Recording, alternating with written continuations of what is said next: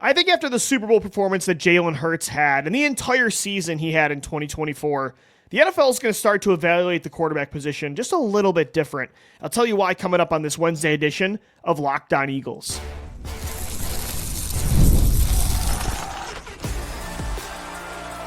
You are Locked On Eagles, your daily Philadelphia Eagles podcast, part of the Locked On Podcast Network, your team every day. We thank you so much for making Locked On Eagles your first listen each and every day. I'm your host, Louie DiBiase. The Philadelphia Eagles are Super Bowl champions. That is still a fact, 3 days removed from the title win on Sunday. And I'm still in shock. I still can't believe they did it. The way they did it, dominating a dynasty, one of the greatest quarterbacks of all time, one of the greatest head coaches of all time, one of the best teams of all time that had a chance to make history as the first team to three-peat in the NFL, to dominate them, to dominate the way they did all year. I mean, the excitement is there, the joy is there for me, but the deep emotion where I think there's going to be a moment I just start crying about this team and just how grateful I am for this season. It was the best year I've ever had as an Eagles fan and an analyst. It's my favorite Eagles team of all time. There's never been a team in Philly where Howie Roseman just consistently did everything I wanted him to do, draft all the players I wanted, sign all the players I wanted, like he did in 2024. And I'm still riding that high, but I think there's going to be a moment. I'm not sure when it will be, maybe Friday for the parade. Maybe it's when America's Game comes out on NFL Network. I have no idea when. Maybe it's when I'm at the stadium for the Autism Challenge, but there will be a moment. But right now, I'm still just completely enjoying the high that we have as the Eagles are Super Bowl 59 champions. And they don't get there without yet another historic performance in a Super Bowl by QB1, by Jalen Hurts. 293 total yards, 3 touchdowns, 2 through the air, 1 on the ground, over 70 yards rushing, 72 to be exact, a 77.2% completion percentage. Jalen dominated and yet again proved such a large group of doubters completely wrong. And I really do think the NFL is going to look at Jalen now that he's a Super Bowl MVP and say, what did we miss? What did we miss back in 2020 when he was coming out of Oklahoma? What did we miss that we criticized him so much for in 2021, 2022, 2023, 2024? Every year that he's had success, he's had critics, and I was one of those guys. I was all over that dude in 2021. Last year at the end of the season, I criticized him. Early this year, I had doubts. And I do think the NFL is going to look at Jalen and say, why was everyone so split when this guy is so clearly becoming an all-time great? He's having a Hall of Fame type of career. He has outdueled one of the best players in NFL history, I think a top 2 player in Patrick Mahomes, twice now in the championship. He has led his team to 2 performances in a Super Bowl where they scored over 35 points. The only other quarterback to do that in NFL history is Joe Montana. He outdueled not only the best quarterback, but the best play caller of all time in Andy Reid in 2 championships. That game on Sunday was the highest EPA per dropback of any quarterback in the Super Bowl in the 21st century, going all the way back to 2000. By the way, his top 2 rushing performances of all time in a Super Bowl were Jalen Hurts, 72 rushing yards this time, 70 rushing yards in 2022.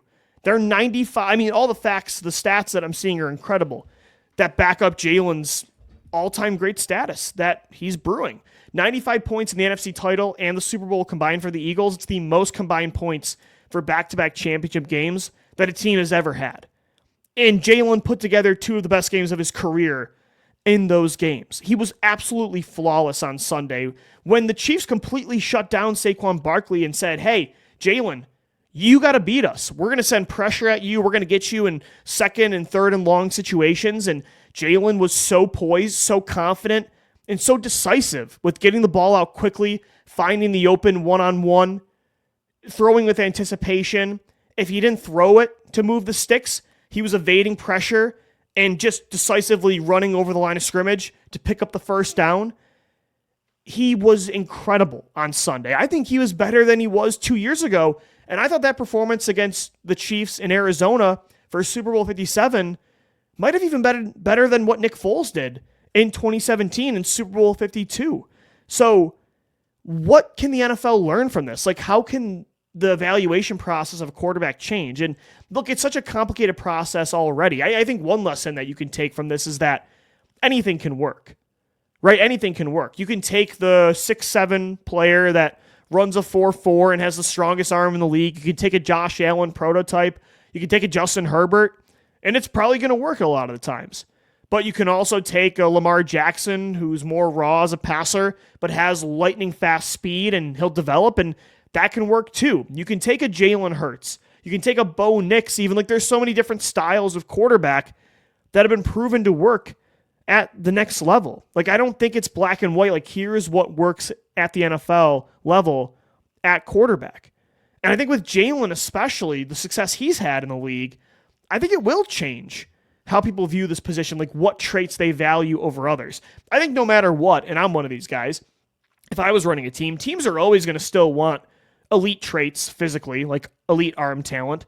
They're going to want the height. They're going to want the physical traits and the upside. They're going to want the mobility. Like, that's, of course, tiebreakers are always going to go to those players, I feel like, at the top of the draft, because most of the time there is a higher ceiling with those players. But I do think Jalen will make teams add an emphasis on other things that you can't quantify as much with film and stats and just looking at a player, right? Not that Jalen doesn't have physical gifts. He's incredible. He's one of the strongest quarterbacks of all time. He's up there with like the Cam Newtons of the world and the Josh Allens. That's why the tush push works so well in Philadelphia and doesn't work as well in other cities. He's one of the best deep ball throwers in the league. Like, he has a really good arm. He's one of the best mobile quarterbacks in NFL history. Like, that's going to be a fact. He has the creativity and the fluid movement of a Russell Wilson. So I'm not trying to discount what Jalen has physically, but I think you're going to see teams look at college prospects and say, how clutch are they in the fourth quarter? How clutch are they in big games, in the SEC championship, in a rivalry game, Ohio State versus Michigan? What did they do in the college football playoff compared to when they played Eastern Michigan, right? I think that's going to matter a lot more when it comes to quarterback evaluation. I think there's going to be an added emphasis on mobility and the deep ball and turnover-free football. I think those are traits that Jalen has that were so important in 2024. I think you look at work ethic. How insane is this guy about improving? Even if he isn't a finished product, like Jalen Hurts, up until 2022, was just not there as a pocket passer with throwing with anticipation, when it comes to accuracy, when it comes to throwing beyond your first read. He was not that guy. He was a read, one receiver, and then pick your eyes, go to the ground, and run. Like, that was who he was as a player up until a few years ago. But his relentless work ethic to be great allowed him to improve to a level where, again, on Sunday in the Super Bowl, the biggest stage there is in all of sports, he's going up against one of the best defensive minds of all time in Steve Spagnuolo, who gives quarterbacks fits with his different disguised coverages, disguised pressure looks. It gave Josh Allen a problem in the AFC Championship. It gave Lamar Jackson fits 2 years ago in the AFC Championship. And Jalen Hurts just carved his defense up. Like, that's how far this guy has come, and so much of that is because work ethic, because he completely commits himself to this craft. And I do think, not that teams don't look for that already, but I do think, the Anthony Richardsons of the world, teams have leaned more in that direction for a prospect because they have the arm talent, they have the height, the physical traits. And I still agree with that part of the evaluation process. Without that, you're not going to draft a Josh Allen. I always say, if you weren't willing to take Paxton Lynch, you weren't willing to take Josh Allen. So it's okay to miss on a player like that, like an Anthony Richardson, because a lot of the times you're going to find a Josh Allen. So that's always going to be a priority, but that's not the only thing that can work. I don't think guys should be off your board now in round one if they're not 6'5", 6'6", if they don't run a 4.4, if they don't have the strongest arm in football. Like, yeah, you got to have some of those traits to be great at this level. Of course, Jalen has that. He is the best deep ball, one of the best deep ball throwers in the NFL. He's one of the most mobile quarterbacks in football, one of the strongest quarterbacks in football. But what makes Jalen really great is his work ethic, his selflessness to, even this year, be a game manager for Saquon Barkley, his clutch gene, his just even-keeledness, where the moment is never too big for this guy at the college level, at the pros. He performs his best in big games. Like, I think that kind of stuff is going to matter so much more as the evaluation process continues at the most important position in all of sports, at quarterback in the NFL. And I really do think Jalen Hurts is changing the game. The NFL, by the way, like they can learn a lot of lessons from the Eagles. And I don't think they should use the near flawless roster this team had as a blueprint moving forward. But I do think the NFL could learn a lot from how the Eagles got to building this team. And I'll get into that coming up next right here on the Locked On Eagles podcast. This episode of Locked On Eagles is brought to you by FanDuel. When the game tips off, the NBA action, it's just getting started, and there's no better place to get in on it than FanDuel, America's #1 sportsbook. With FanDuel, you can place live bets throughout the game, so even if you missed the opening tip-off or want to bet on a fourth quarter comeback, you can stay in on the action. And if you're looking for a bigger payout, you can even combine your live bets into a same-game parlay. I love using FanDuel's live betting feature because it keeps every moment of the game exciting. Whether I'm back in the Los Angeles Lakers or the Denver Nuggets, my two favorite players in the league are LeBron James and Russell Westbrook, or, picking a player to hit a clutch three, like, Maxey for Philadelphia. I never feel like I miss my chance. Plus, the app is easy to use, and when you win, you get paid instantly. Right now, new FanDuel customers can get $150 in bonus bets if your first $5 bet wins. Just visit FanDuel.com to join today. That's FanDuel.com for your shot at $150 in bonus bets. Make every moment more with FanDuel, the official sports betting partner of the NBA. All right, so the Philadelphia Eagles are Super Bowl champions, and they did it with one of the best rosters in NFL history. Like, I do think, I saw Kay Adams say this on her show today, and I could not agree more. I think they're the best Super Bowl team of this decade. You could make the argument they're up there in the 21st century. Like the 2013 Seattle Seahawks have a good case. I think the 2020 Chiefs are up there. Like there have been some of those early Patriots teams in the early 2000s were amazing. But I think the Eagles are a top 3 team of all time in this century and a top 5 team of all time in NFL history. Like I think that is absolutely a fact. It was a near flawless roster. It's one of the best teams of all time. And so no, is it realistic for an NFL team to say, we need to be just like Philadelphia? Like that's the blueprint, just to be perfect, basically at every position. I mean, where was the weak link? Who was the weakest starter you had this year? Jahan Dotson? Like the third receiver, probably? And he had 2 catches for 42 yards in the Super Bowl. This is a former first-round pick, a former top 20 selection, only from a few years ago. I don't know, like is it Reed Blankenship? Is it Darius Slay, who led the NFL this year in forced incompletions? I don't know. It was Oren Burks, who, after Nakobe Dean went down, who had a top 5 grade for all the Eagles in the Super Bowl, according to Pro Football Focus. I don't think it's realistic for the NFL to say we have to have a top 5 roster of all time. But a lesson they can learn from the Eagles this year is to strive for it.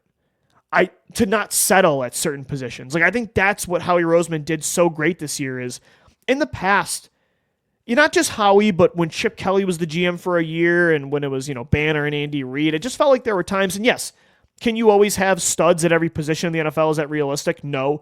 There is a salary cap. You can't pay every position.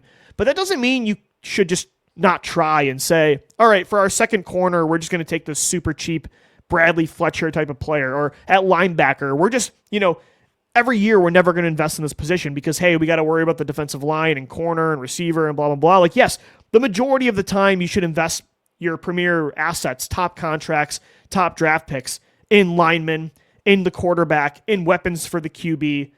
And then, of course, you try to find the rest along the way. But there can be off seasons where you say, no, we're going to take a corner in the first round. Like, we're not going to just do a Band-Aid signing there at safety or at linebacker. And that's what Howie did this year, that finally put together a complete roster. Like, you look at 2017, that team was great. And they won a championship. But they were winning with certain positions, not because of certain positions, like corner. And this year, Howie said, no. Yeah, maybe I can't pay every single position and get a star every spot there on the roster from a veteran perspective, but I can try to have my cake and eat it too, where I have high-paid star players at certain positions, and then I can have star young players at others, like a Jalen Carter on a rookie contract, a Quinyon Mitchell on a rookie contract, a Cooper DeJean. Like, you can do both. If you balance it well, where you hit on your free agent signings, you hit on your trades, you hit on your draft picks, you can have a complete roster. I don't like when teams just give up and say, we're just going to punt and have a middle of the road type of starter. Like, yeah, I think there's years where you can win that way, but I think you should at least, it's not going to be realistic to have a perfect roster, but you can strive for it.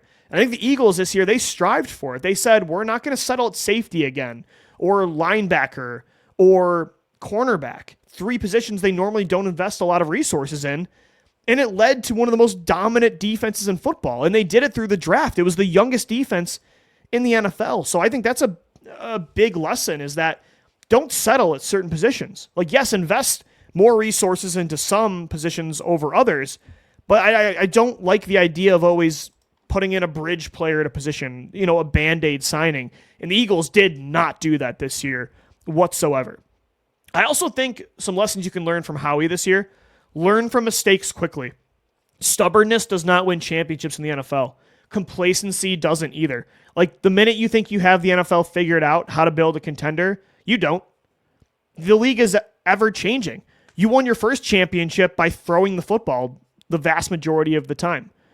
This year, you won a championship. Jalen Hurts, of course, led you the final 2 games, but for the most part, it was through running the ball and through the number 1 defense. It was very 90s like football, because the NFL was kind of moving towards that direction. Adapt or die. Complacency and stubbornness does not win you championships. And I think the Eagles, they learn from their mistakes so quickly about not investing enough in corner, safety, linebacker. They learn from their mistakes about the coaching staff, about not building around your quarterback enough. They didn't build around Carson Wentz nearly enough. And it nearly killed that guy as a player on the field. For Jalen Hurts, what quarterback has ever had a better support system on the field than Jalen Hurts? Howie Roseman learned from his mistakes. He learned from not drafting enough players at great schools. And then he pretty much reshaped the historically great Georgia defense on his team, and they won a championship because of it. They brought in all these guys from Alabama on offense, and they won a championship because of it. So learn from your mistakes. I think being aggressive, turning every stone to find talent through the draft, through trades, through free agency. Be creative. Find the market inefficiencies, like signing Saquon Barkley this year because you noticed running backs are all going for the price of a Darnell Mooney or a Gabe Davis. You can get a Saquon Barkley or a Derrick Henry or a Josh Jacobs for the price of a number 2 or number 3 caliber wide receiver. I think you could be aggressive, be creative, be just open-minded. I think, again, there's too many teams in the NFL nowadays that think they have it all figured out, and they really don't. Howie said it best at the Combine last year. Once you start copying what other teams are doing, normally you're behind the 8 ball. It's already too late, and that team, the better teams, have moved on to the next thing. I don't know what the next thing's going to be for Howie Roseman this year. Last year I nailed it. I said they're going to go for a running back. That's the new market inefficiency, the overcorrection the NFL made by not paying any running backs. It allowed you to get one of the greatest players of all time at his position, Saquon Barkley, for the price of a Gabriel Davis, for the price of a 3rd-string receiver for the Jacksonville Jaguars. What is it this year? I don't know. Is it trading for Myles Garrett? Is it going all in and just adding another pass catcher? Screw it. We're going to bring in, it's not realistic, but a Cooper Kupp, a T. Higgins. We're going to draft another receiver in round 1. I don't know what the next thing is going to be, but Howie Roseman's always looking for it. He's always looking for it. He's going to miss sometimes trying, but other times he's going to hit, and it's going to put them ahead of the curve, and it's going to win them titles. It's already won them 2. So even drafting Jalen Hurts in 2020, I hated it, but it was against the grain. They just paid a quarterback a $100 million contract the year before. They drafted a quarterback in the 2nd round, and we all hated it. I'll raise my hand. I hated it at the time. The logic was stupid to me, and I still don't love the logic of it. I wouldn't draft a quarterback in the 2nd round when you have Jalen Hurts on this contract now moving forward. I wouldn't do it. I know the situation's different with Carson's injuries, but I wouldn't do it. But whatever. Howie did it. It was different, and it worked. It led to you getting the greatest quarterback in Eagles history. So I think those are some lessons you can take from the Eagles is don't settle at certain positions. Strive to be a complete historically great roster. It's not realistic, but try. Learn from your mistakes quickly. Be aggressive. Be creative and open-minded. Also, relentlessly invest in supporting your quarterback. Like I said, get him weapons. Just because your quarterback can carry you doesn't mean he should always have to. If you can get an A.J. Brown or a Saquon Barkley, strike while the iron's hot. Those players do not come around often. They just don't. All right, guys, coming up next right here on the Locked On Eagles podcast, I got a bone to pick with Jason Kelce. I'll tell you why as we wrap up this Wednesday edition of the Locked On Eagles. This episode of the Locked On Eagles podcast is brought to you by PrizePicks. Football season, sadly, it may be over, but basketball is in full swing, and there's no better way to stay in the game than with PrizePicks, the best place to play daily fantasy sports. With PrizePicks, you pick just more or less on at least 2-player projections, and if you're right, you can win up to 1,000 times your cash. This week, I'm looking at Jason Tatum for more than 29 points. The best part, PrizePicks is quick and easy. You can set your lineup in less than 60 seconds, and their fast and secure withdrawals mean I get my winnings in at least is 15 minutes. Plus, I love their weekly promos like Taco Tuesday, where you get discounted player projections for even better value. So download the app today, use our code LOCKDOWNNFL to get $50 instantly after you play your first $5 lineup. That's code LOCKDOWNNFL for $50 instantly after you play your first $5 lineup. PrizePicks, run your game. All right, so I want to start the segment by saying first, Jason Kelce is a legend in Philadelphia. I think he's the greatest center in NFL history. You don't have your first Super Bowl without Jason Kelce. He is everything you want a player to be on and off the field. He has done so much for the city of Philadelphia. And I will say this too, in a vacuum, I understand why Jason Kelce was so conflicted about this Super Bowl. I felt the same way when there was a chance it could be Eagles-Bills. I grew up in Buffalo, New York. All you guys know that have listened to me for these 7 years on this podcast that I did not grow up in Philadelphia. I grew up an Eagles fan. I've been an Eagles fan since I could walk, since I could talk, since I was 5 years old. I mean, they were my team. I was never a Bills fan. But everybody I love in that city are diehard Bills fans. They idolize that football team. And I was feeling very conflicted. I did not want there to be a scenario where it's Eagles-Bills. I'm, of course, going to want the Eagles to win a championship. I'm never going to not root for the Eagles. But at the same time, all my friends and family, they have never experienced the thrill of a Super Bowl. It's one of the greatest thrills of a lifetime. If you're a diehard sports fan, there's no better feeling in the world than watching your team hoist the Lombardi trophy. So I understand Kelce's conflict of having emotions on both sides. Like, I do understand that. And I understand a vacuum. If he had any sort of personal feelings about Philly winning a championship without him, how that makes him feel 1 year after he's gone. In a vacuum, I understand how that affect any person. It's why I even defended Carson Wentz, even though Carson did not handle things the right way in 2017 and with everything he was going through at the time with Nick Foles' success and his injuries and then Jalen Hurts. But I understood it. I understood why his feelings were the way they were. Doesn't mean I agree with the way he acted, but I can understand it. So in a vacuum, let me start by saying that for Jason Kelce. But I read his tweets about the Super Bowl, him reflecting on it. I watched the segment on his New Heights podcast with Travis. And forgive me for just not having any sort of empathy, though, towards the way they were talking about the loss for Travis. Again, I get wanting the best for your brother. And I would get it if this was Travis Kelce's first shot at a ring and he didn't get it, and Jason was feeling this way, I understand. But can we not act like these two haven't been two of the most famous people on the planet over the last 3 years? Like, outside of Travis's girlfriend, Taylor Swift, who else is winning more on this planet than the Kelces? They're on every single commercial. Their podcast is worth like $100 million. They're Hall of Fame players. They have 4 rings combined. Jason won the first championship in Eagles history, beating a dynasty in New England. You know, Travis has 3 rings, including winning back-to-back in 2023, in 2022, and 2023. Like, I'm sorry that I don't have empathy, that they're kind of going on this podcast and just the woe is me. I don't feel anything for Travis because they beat the Eagles 2 years ago. But for Jason Kelce, like, I know that's your brother and you're on the show, but he just did not show a lot of love for Philly outside of saying, like, he was happy for he said some Eagles. Like, he mentioned Jalen Hurts and Nick Sirianni. But I don't know. Considering everything these last 3 years have been about him, and the Eagles fan base, Philadelphia, and the organization has supported him unconditionally since he's become this like celebrity after 2022. And it's really been all about him. For him to kind of go on the pod and on Twitter and just not give the Eagles enough props. I don't think it was enough, at least from my perspective. And for them to kind of just sulk on the show, the woe is me, like, sorry that I don't have empathy for that.